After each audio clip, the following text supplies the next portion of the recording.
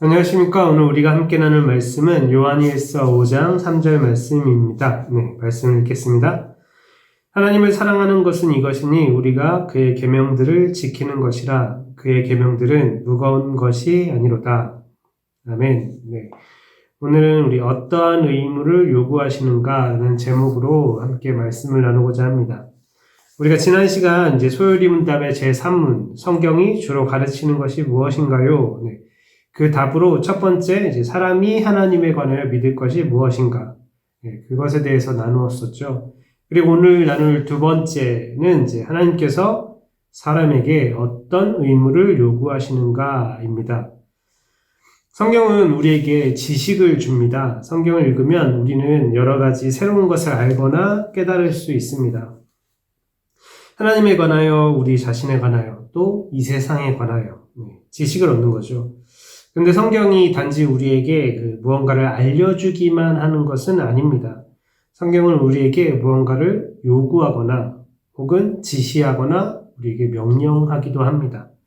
그리고 당연히 그러한 요구나 지시, 명령은 성경을 통해서 말씀하시는 하나님께서 우리에게 요구하고 지시하고 명령하시는 것이 되겠죠.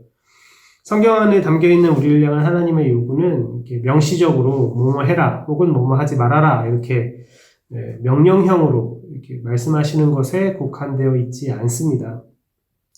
우리는 이제 성경에 이제 많은 이야기들이 담겨 있잖아요. 그 이야기 속에서 또 이야기 속에는 이제 등장인물이 있죠. 이야기 속에 등장하는 여러 인물들이 있는데 그 등장인물들이 이제 하나님 앞에 어떤 삶을 살았는가, 그리고 하나님의 말씀과 하나님이 행하시는 것에 대해서 어떤 반응을 보였는지, 그리고 그런 이제 하나님의 말씀, 하나님의 행하심에 이제 반응을 보이고 그 결과가 어떻게 나타났는가, 그런 것들을 보면서 하나님께서 우리에게 하나님이 우리에게 원하는 우리의 삶의 모습, 하나님이 기뻐하시는 삶의 모습이 무엇일지, 하나님이 우리에게 요구하시는 것이 무엇일지를 이렇게 생각해보고 또 배울 수 있습니다. 그리고 사실 명령하시는 내용을 이렇게 보면서 또한 그 명령하시는 하나님이 어떤 성품을 가지고 계시는가, 그것을 또 추론해 볼 수도 있을 것 같습니다. 예를 들어서 이제 살인하지 말라는 이제 계명을 주신 하나님, 그럼 하나님이 어떤 성품을 가지고 계실까요? 하나님은 어떤 분이실까요? 살인하지 말라고 하신 것은 하나님의 형상으로 지은 다른 사람들의 생명을 함부로 해하지 말라, 소중히 여겨야 한다, 그걸 원하시는 하나님이라는 걸 알 수 있겠죠. 하나님은 자기 형상으로 지으신 사람을 되게 소중히 여기시는 분이다라는 걸 우리는 그 살인하지 말라는 계명을 통해 알 수 있습니다. 또 하나님은 거짓 증거하지 말라라고 말씀하셨죠. 그러니까 하나님은 다른 사람을 속이고 자신의 이득을 추구하는 것, 그런 것을 미워하신다라는 걸 우리는 알 수 있습니다. 이처럼 우리는 하나님의 명령을 통해서 하나님의 성품을 엿보아 알 수 있죠. 하지만 또 반대로 하나님의 성품을 통해서도 하나님께서 우리에게 요구하시는 것이 무엇일지 이렇게 미루어 짐작할 수 있습니다. 하나님께서 정의와 공의를 사랑하신다는 것을 안다면 우리는 이렇게 이해할 수 있겠죠. 우리의 삶에 우리도 정의와 공의를 실천하며 살아야 하겠다. 사는 것이 하나님께서 기뻐하시고 하나님께서 우리의 삶에 요구하는 것이 아닐까? 이렇게 추론할 수 있겠죠. 하나님께서 이렇게 정의와 공의를 실현하기를 원하시기 때문에, 또 정의와 공의를 사랑하기 때문에 우리가 때로는 손해를 보더라도 정의롭게, 공의롭게 행하는 것을 하나님이 기뻐하실 거야, 이렇게 추측할 수 있을 것입니다.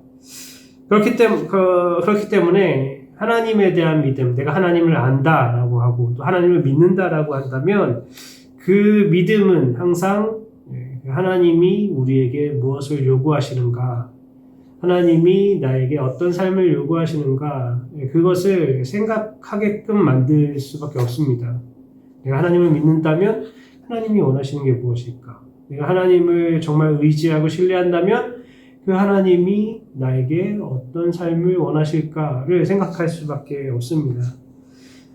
참 신앙은 그 믿음의 대상이 가지고 있는 어떤 뜻, 그 믿음의 대상이 요구하는 것, 거기에 순종하는 것을 동반합니다. 그러니까 믿음은 결국 순종을 동반할 수밖에 없습니다.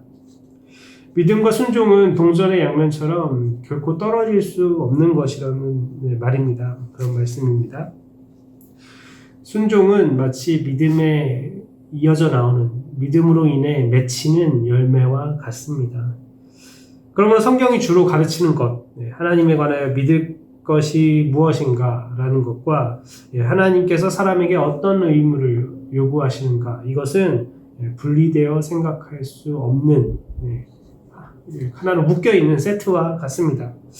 하나님을 제대로 알지 못하면서 그냥 그저 요구하시는 게 뭘까라는 것을 구하고 찾는 사람은, 그 어떤 의무사항만 쫓아다니는 사람은 그 짐이 무거워서 결국은 괴로워하면서 그냥 의무감에 무거운 짐을 지고 그렇게 살아갈 수밖에 없을 것입니다. 반대로 하나님이 나에게 원하시는 게 뭔지, 요구하는 게 뭔지 그런 거 아무 상관없이 그저 나는 하나님을 믿는다, 하나님은 그저 나에게 복 주시는 분이다 라고 믿고 산다면 그건 아주 큰 착각에 빠져 있는 거죠. 자기 의와 교만에 빠져서 그냥 그렇게 살아갈 수도 있을 것입니다. 오직 우리는 하나님에 대하여, 그리고 그분의 성품, 그분의 뜻과 그분의 일하심을 제대로 이해할 때에, 그렇게 바르게 하나님에 대해서 알 때, 하나님에 대해 바르게 알 때에 우리가 자연스럽게 감사할 수 있게 되고, 또 하나님의 뜻에 자발적으로 따르고 순종할 수 있게 될 것입니다. 그럴 때 순종은 의무나 어떤 무거운 짐이 아니게 되겠죠. 그냥 기쁨으로, 감사함으로 행하는, 하나님이 사랑해서 그냥 자연스럽게 나오는 그런 삶의 방식이 될 것입니다. 사랑의 표현이 될 거예요. 이와 관련해서 우리 스스로를 좀 돌아보는 시간을 가져도 좋을 것 같습니다. 나를 움직이는 것이 무엇인가? 나를 활발하게 막 움직이게 하고 내 마음, 내 의지를 막 불타오르게 하는 것, 나를 좀 적극적이고 능동적이게 만드는 것은 과연 무엇인가를 돌아본다면, 내가 정말로 사랑하는 게 무엇이고 내가 정말로 의지하고 신뢰하는 게 무엇인지를 알 수 있게 될 것입니다. 진짜 내가 뭘 믿고 있는지, 진짜 내가 뭘 사랑하고 있는지는 무엇이 나를 움직이는가, 무엇이 나로 하여금 행동하게 하는가, 무엇이 나를 열정을 갖게 하고 막 활발하게 움직일 수 있게 하는가, 그걸 좀 생각해 보면 알 수 있을 것 같아요. 누군가는 돈 때문에 움직일 것이고요. 누군가는 명예와 자존심을 따라 움직일 것입니다.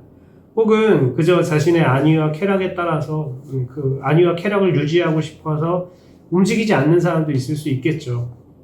그 사람을 움직이게 하는 것, 그 사람을 활동하게 하는 것, 그 사람의 의지를 불태우게 하는 것, 그게 바로 그 사람이 믿고 있는 것, 그 사람이 사랑하고 있는 것입니다. 그렇다면 나는 과연 무엇을 믿고 무엇을 사랑하고 있는가 한번 생각해보는 시간을 가지셨으면 좋겠습니다.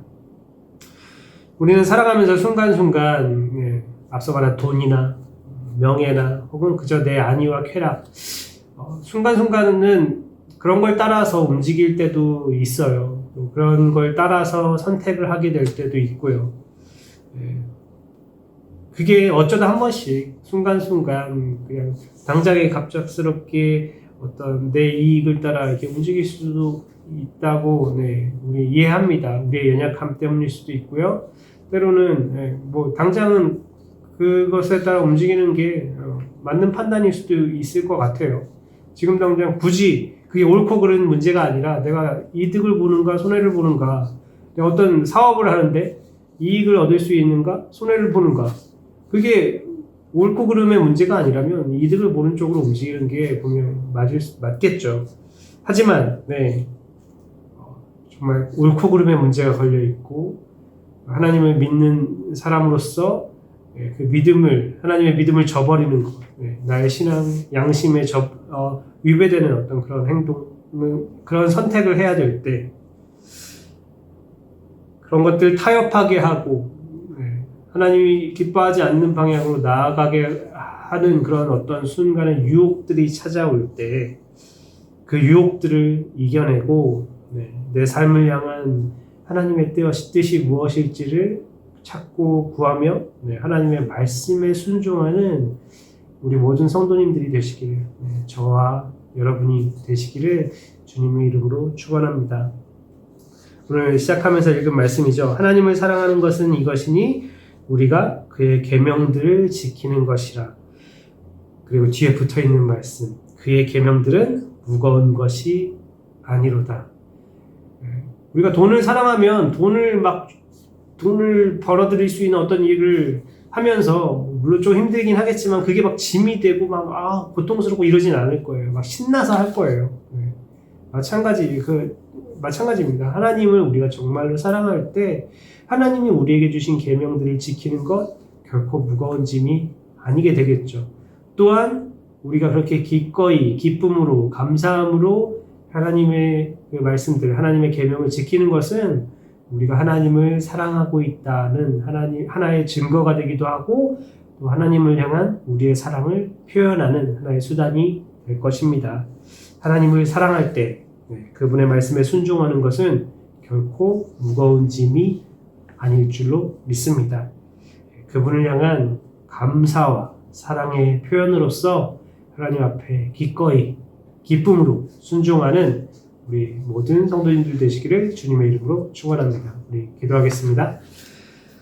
하나님, 성경은 우리에게 하나님께서 우리에게 원하시는 바, 우리에게 요구하시는 바, 우리가 해야 할 의무를 우리에게 가르쳐 준다고 오늘 배웠습니다.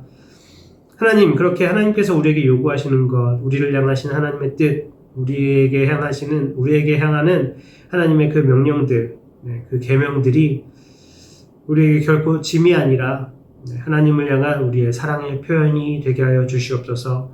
우리가 진정으로 하나님을 사랑하고 정말 진정으로 하나님의 그 은혜에 감사할 때 오늘 읽은 말씀처럼 하나님의 뜻에 순종하는 것이, 하나님의 계명에 순종하는 것이 결코 우리에게 무거운 짐이 아니라 하나님을 향한 우리 사랑이 될 줄로 믿습니다.